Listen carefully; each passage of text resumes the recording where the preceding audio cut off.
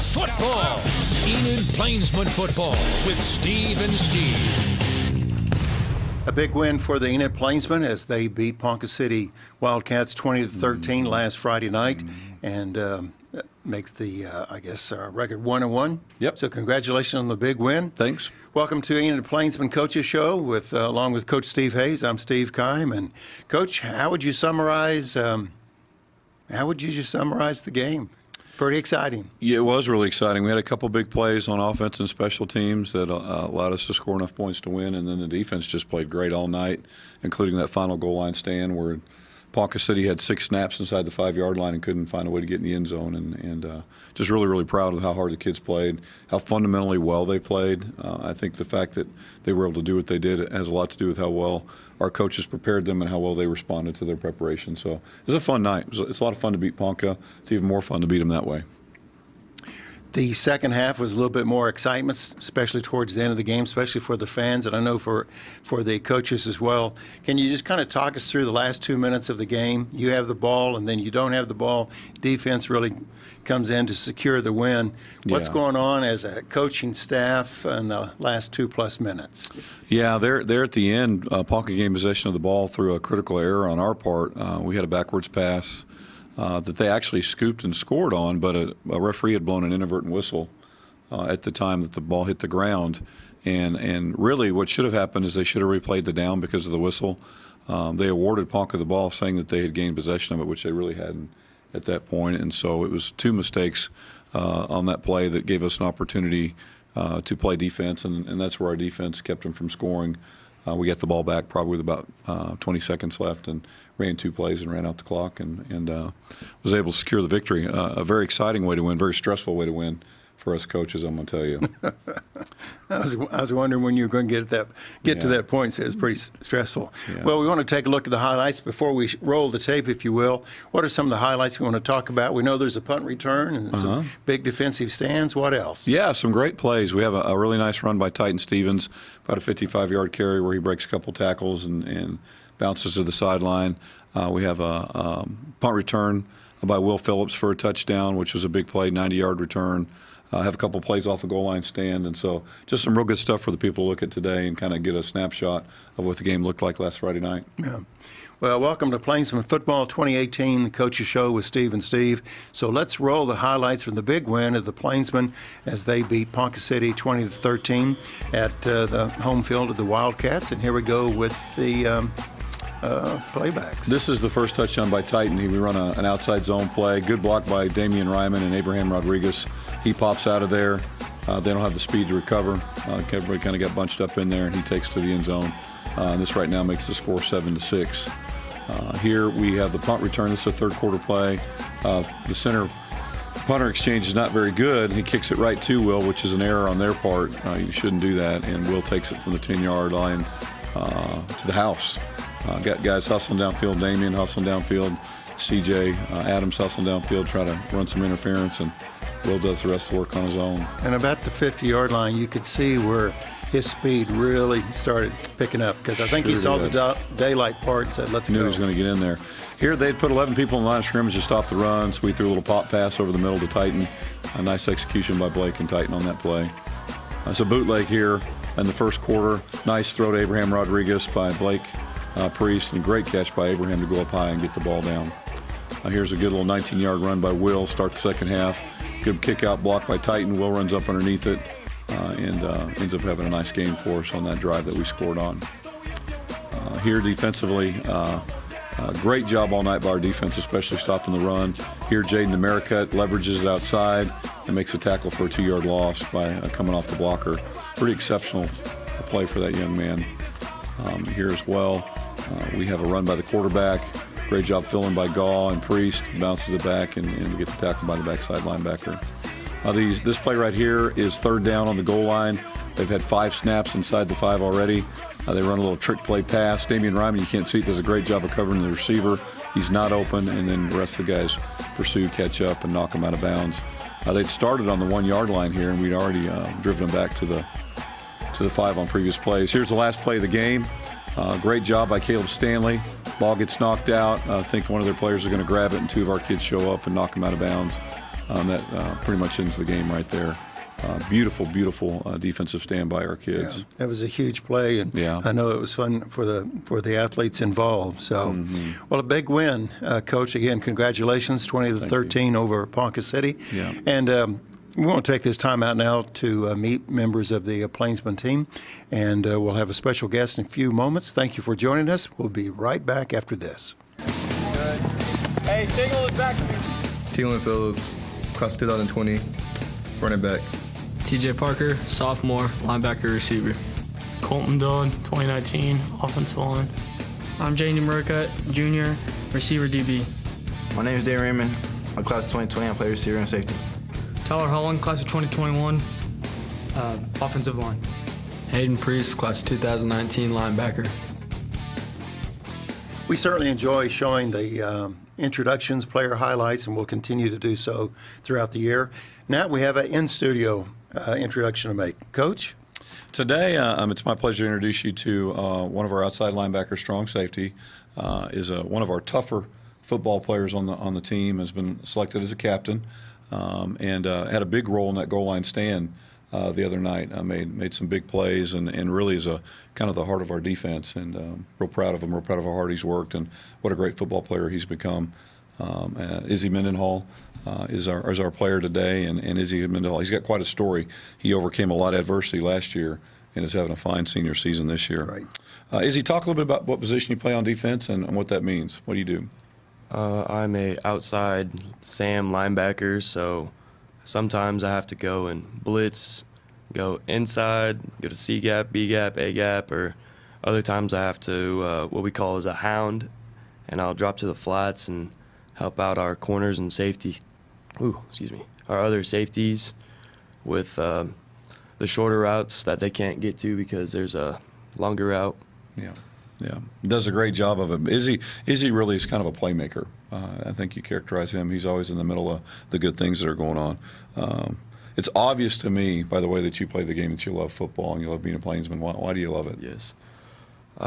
Football has just always been around my family. My dad would take me to the Enid High games, and we'd sit and watch those. I had one of my best friends in elementary school, his older brother played on the football team. Okay. So we'd always go and hear him talk about how just the plays he made and all the different things that they did together as a team just made me want to play for Enid. Yeah. I didn't want to play for anyone else. Yeah, and he does a great job of representing that tradition. I'm sure there's some kids in the stands watching you now thinking the same thing. You're kind of carrying on that tradition. Hope so.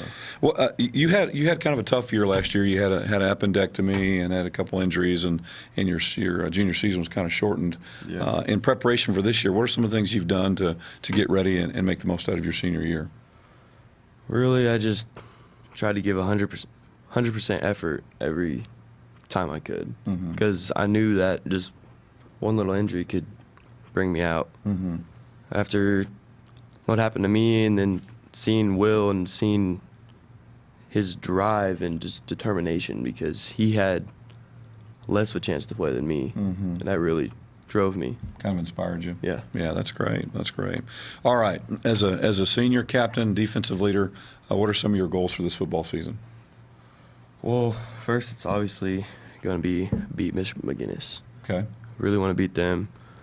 And then I think we just take it game by game. Honestly, you don't take on an elephant trying to eat it whole. Eat one piece at a time. One piece at a time, yeah. We're going to be working on the year this week. Yep. After you graduate, since you're a senior, what are you going to do? What are your plans? Well, if I do not have any football scholarships or offers, I'm probably going to stay here, Okay. go to NOC, and finish getting my welding certificate. Yeah, that's right. You've been very studious at Autry the last 2 years, and really kind of found a niche there. I think that's pretty cool. That's pretty cool. Izzy, I have a question for you. Yes, sir. You kind of touched on a little bit your interest in football is when you were younger, you sat back and kind of watched other people and said, I think I want to be a part of that. So you're in this leadership role now. What would you say to that individual that maybe is on the fence and they're considering football or some part of athletics, and maybe they needed a word of encouragement from someone to have that experience. And what would you say to them? I tell them to try it. There's nothing to lose. We're all human too. I mean, we got a bunch of nice guys. It'd be nice to have new people and to meet new people. Let me ask you also the closing segments of the game with Ponca City the other night. Huge defensive stand, back to back to back. When the final stand was done, if you will, when you guys were able to take the ball back, what was your feelings? What was your thoughts? Was it relief? Was it you didn't know what to feel because you were so excited? Honestly, I knew we could do it. I wasn't surprised, let's say that. I knew our defense could do it. I was just hoping we would do it. Right. You know, I'm so glad that the game ended out the way that it did, because we had so many guys step up and actually do their job, and we just came together as one as a defense. And I appreciate that summary, because for those of us that are watching it, it was obvious to us how prepared, and like you said, we knew we could do it. Yeah. It wasn't a surprise. Yeah. We know that we could do it, so I appreciate you sharing that. Well, thank you for being with us on the Coaches Show. Thank you. And wish you continued success throughout the year, and congratulations on the big win over Ponca City. Yes, sir. And we'll look forward to the game on the 14th with McGinnis. So thanks for being with us. Thank you. And that's our student-athlete segment for today here on the Coaches Show. Now we need to take this time out and meet some of the assistant coaches. I'm Coach Dusty Quarles. I coach secondary. I went to the Northwestern Oklahoma State University, and the best advice I've ever been given is keep God first. And if you do so and have a relationship with Christ, then you'll never have to worry about whether or not you're adequate for today's journey. I'm Kyle Young. I attended the University of Central Oklahoma. I coach linebackers and defensive coordinator. And the best advice I'd probably give or have received is when it comes to your morals or your faith, don't settle. Always stand on the rock and never falter no matter what's going around in your life. My name is Kime Sears. I coach the defensive line for the Enid Plainsmen. I went to the University of Nebraska, and the best piece of advice that I've gotten is leaders lead from the front, not from the back. I'm Kyle Davis. I attended the University of Oklahoma. I coach the offensive line, and the best piece of advice I've gotten is give it to God.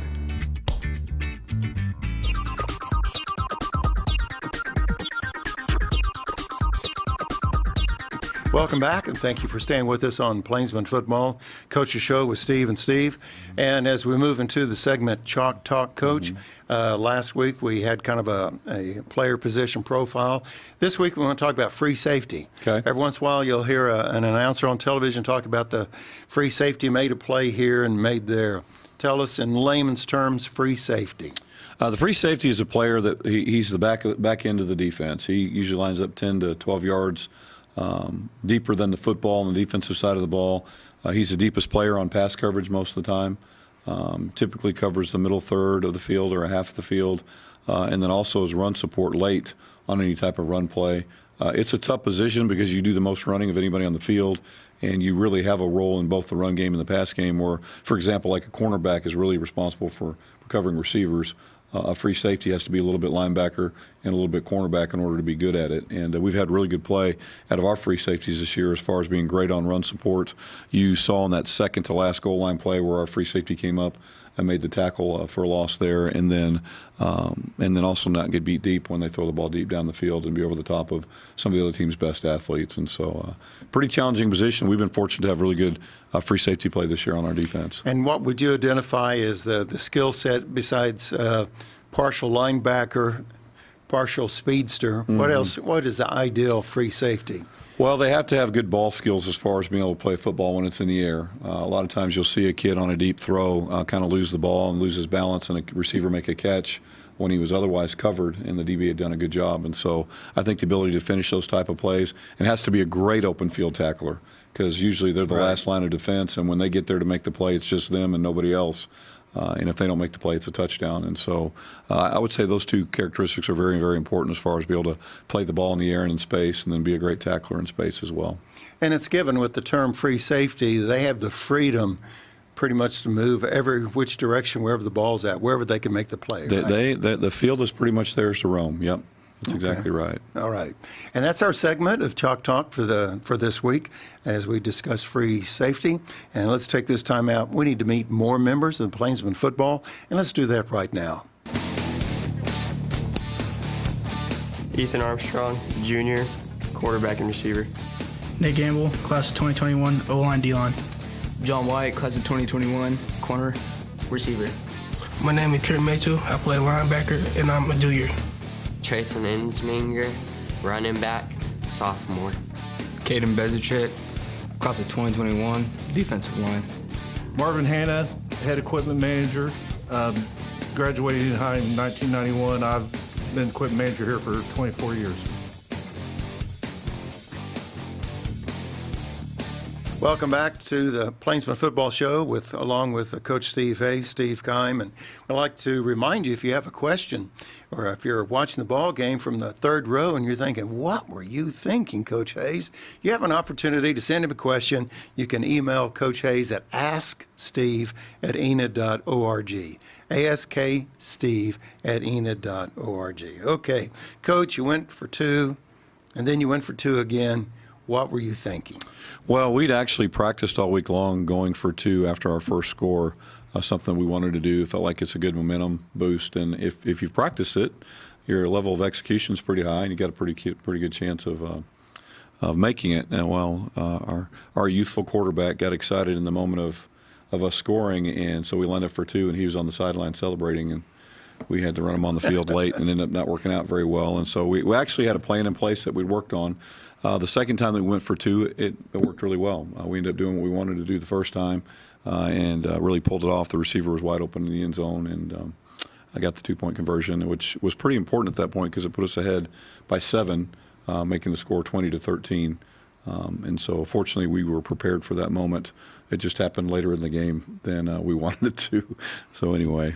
Well, I'm sure there was a few armchair quarterbacks when you didn't kick the extra point and say, what were you thinking? So yeah. We appreciate that explanation. Sure, you bet. We need to know these things. You bet. I was thinking the same thing in that moment about where's our quarterback, what was he thinking, and so it just kind of works out that way. Coach, if you would, just tell us kind of the dynamics.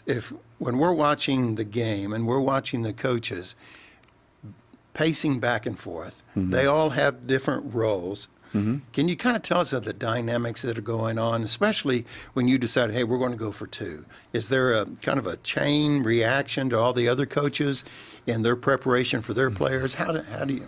Well, I think so. I think anytime you do something like go for 2 or decide to kick an onside kick or fake punt or things like that, everybody has to be prepared for the outcome, positive or negative of that. I mean, if you go for an onside kick and they recover it, then they have great field position. Defense got to be ready to defend a short field. And same thing on a fake punt. If you're not successful in executing it, then once again the defense has to defend a much shorter field. And I think mentally you have to prepare the kids for, hey, we're going to do this because we trust you to be able to make the play if we don't make it happen. And fortunately it worked out for us on the 2-point deal, and that they missed an extra point, and then now that's later on to be able to take advantage of a 2-point conversion and put the distance to a full score. And that's what were you thinking for this week? So, Coach Hayes, thank you very much. Now, let's take another time out. We were talking about assistant coaches earlier. Let's make this time out to meet other members of the coaching staff. Coach Cameron Condor, coach quarterbacks, offensive coordinator, attended Grand Canyon University, Phoenix, Arizona. Best advice, be yourself. Don't worry what others are thinking about you. My name is Coach Jake Hayes. I attend school at Evangel University in Springfield, Missouri. I coach wide receivers for the Enid Plainsmen. I teach PE at Hayes Elementary, and the best piece of advice I've ever received is anything worth doing is worth doing right. I'm Coach Chad Miller. I graduated from Southwestern Oklahoma State University. I coach safeties for Enid High School. The best advice ever given to me was by my grandfather. He always told me if I wanted something in life, I would need to earn it through hard work. Hello, my name is Wes McGill. I graduated from the University of South Dakota and North Dakota State University. I coach linebackers, and some of the best advice I've been given is proud men don't complain, they find solutions. Welcome back to the Coaches Show. Appreciate you joining us, and we'll have our airing times later on in the program. and for you to watch the show throughout the week. We want to say a special thank you to the men's department at Dillard's out at the mall for the wardrobe for Coach Steve Hayes. It's a good-looking shirt, by the way. So special thanks to Dillard's for helping out Coach Steve Hayes regarding that, and also for On Deck, our friends at On Deck that are out at the mall. They have an opportunity for everyone. All you have to do is go to On Deck, and there's a little entry form, if you will. No purchase necessary. You fill out the entry form, and we will draw for 2 of those chairs that you see on the screen right now, these tailgate chairs. There's 2 of them to be given away. And very impressive. They come in a carrying sack, if you will, container. And also there's the Barry Sanders number 21 bobblehead doll, and that will be given away in a drawing. But all you have to do as you're watching the show, go out to On Deck out at the mall, fill out the entry form. And again, there's no purchase necessary. And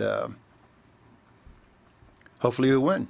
2 chairs will be given away, and then Barry Sanders as well. So pretty neat little giveaway. Just grateful for their support of the show. And we appreciate Gary Williams and everyone out there at On Deck. So, okay, you have an off week, but it's never really off, Coach. I mean, there may not be a Friday night game, but what does the off week look like? You know, all of what we're doing right now is preparing for our first district game against Westmore, because that's the first game that we play that has playoff implications, and we have to win in order to make the playoffs. And so it's kind of like the preseason in the NFL. We're still working on fundamentals. Obviously, we've got to do a better job of ball security. We've not had a really good outings the last 2 weeks as far as the way we've taken care of the football offensively, cleaning some things up in the blocking schemes. And the same thing on the defensive side of the ball is basically, early in the year, there's still a lot of room for improvement. And so we'll be really getting back to the fundamentals this week. We'll start teaching them McGinnis game plan, which is nice because their defense is similar to what we'll face against Westmore. And so actually it'll help us to begin get ready for Westmore as well, which will be our first district game in 2.5 weeks. And so a lot of work to be done. Practices won't be quite as long, but we're still going to be very focused, and it's too early in the year to kind of taper off and take a break. Coach, as we moved into September, the weather changes just a little bit. It's not that hot August heat, a little bit more like football weather. How is the shape, the performance, fitness, or shape of the team right now? I think our last 2 games, we've won the fourth quarter because of our fitness level. And our kids have played, I think, at a much higher level than our opponents because of our fitness level. And I think that's pretty significant because we have multiple kids that play on both sides of the ball and still don't seem to be affected by the reps that they're getting. We've slowed the tempo down this year to shorten the game a little bit and not have as many snaps because of our 2-way players. And that seems to have helped us as well. Thought we were very fresh there at the end of the game Friday night, much more so than Ponca. And I think the fact that we'd played a game already and they hadn't helped us as well, because I think you improve a lot after that first game. And I think to the viewer and as for a fan watching the ball game, that you notice the intensity in the fourth quarter, that the defense was not out of gas. They weren't exhausted. They were ready to go. Really got after it. I think, Ponca plays Guthrie this week. It'll be interesting to see how that game plays out because Ponca is much improved as far as what they're doing, and their kids' effort is significantly better than it was a year ago, which is a testament to the excitement the new coaches brought there. In 2 weeks, on September 14th, McGinnis, I believe, comes to town, comes to Enid. What do you know about McGinnis? I know you went there last year, but what does 2018 McGinnis look like from Oklahoma City? Well, they returned the same quarterback for the 3rd year in a row, and so they actually have great experience and skill there. The running back who had such a great season last year is back as well. He's also recovered from a broken leg like ours has, and very comparable. The same type of running style, same type of ability. So if you come to the game on the 14th, you're going to see 2 really talented running backs facing each other and kind of challenging who's going to be the best back on the field. Defensively, they're an odd front. They're very much a bend, don't break, keep everything in front of them, don't give up a lot of big plays because of that philosophy. And offensively, they're kind of a quarterback, running back, run game, play action pass type team. And in a lot of ways this year, kind of what we are, really kind of be mirror images of one another when we roll into the game. They got beaten pretty badly by Del City this week, 47-7, which was kind of a surprise. I know that they have 9 new starters on defense, and they probably were feeling the effects of that, but still very talented based on what I can see on film, and we're going to have to play really well to win this game. Well, next week's show, we'll take a few more minutes and talk about Oklahoma City McGinnis. And again, that game will be on the 14th. The Plainsmen have an off night, if you will, no game for September 7th. We need to take another time out here towards the end of our program, and we want to show you some of the airing times here on the Enid Television Network on Channel 11 and also on 111. And so let's look at some of those times right now.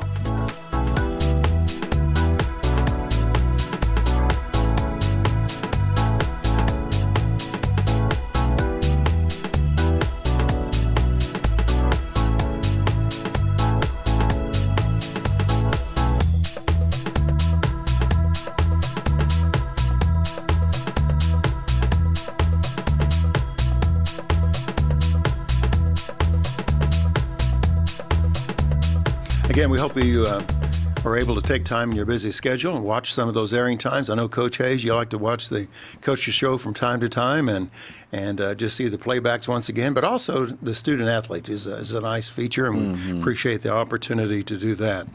Okay, let's talk a little MDAL. Explain what MDAL is for us, that acronym. MDAL is our core values. Those 5 letters stand for our 5 core values that the kids actually selected 3 years ago.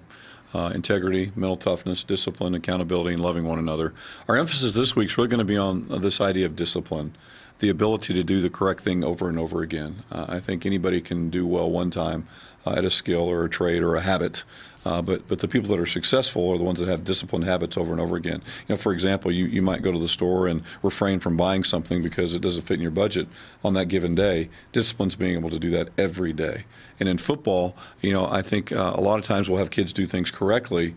The issue is, do they have the discipline to do it correctly every time? And the really good football teams do that. And so as we go into the bye week, that's going to be really our emphasis. I think part of the issues with our turnovers are discipline related, and not from a standpoint of correction where somebody's being punished, but from a standpoint of trained behavior that's consistent and repeated over and over again. And so our definition of discipline is responsible to do your job. Start fast, stay focused, and finish strong. Very good. Yeah. Well, thank you for sharing that. It's a good reminder. Even if we're not a student athlete, maybe we're in the corporate world, we still need to be reminded of the importance of accountability, love one another, and mental toughness with everything that we face. So, well, Coach, again, congratulations to you and the Plainsmen, your coaching staff, on a big 20-13 win over Ponca City. And enjoy your so-called week off. And any big plans for Friday night? Friday night, part of our staff's going to go watch Bishop McGinnis play Bishop Kelly in Tulsa, and the other part of our staff will go watch one of the Moore Wars as Westmore plays Moore down in Moore, Oklahoma, and so we'll watch our next 2 opponents. Okay. Well, thanks for being here today. You bet. Appreciate it. Thank you for being with us today. I'd like to remind you that we're going to show the remaining schedule of Plainsmen football here in just a few moments. Again, special thanks to our friends out at Dillard's out at the mall for providing the wardrobe for Coach Steve Hayes, and also to Gary Williams and our friends out at On Deck for providing the studio set, and also to our friend Jim Riley, who failed to mention that earlier, Enid Plainsman grad, Jim Riley, Super Bowl participant, a member of the Miami Dolphins undefeated team, for allowing us to use the football here on Plainsmen Football for 2018. So we'll take a look at the schedule. Closing comments, we'll see you next week on Plainsmen Football. Have a great week, everyone.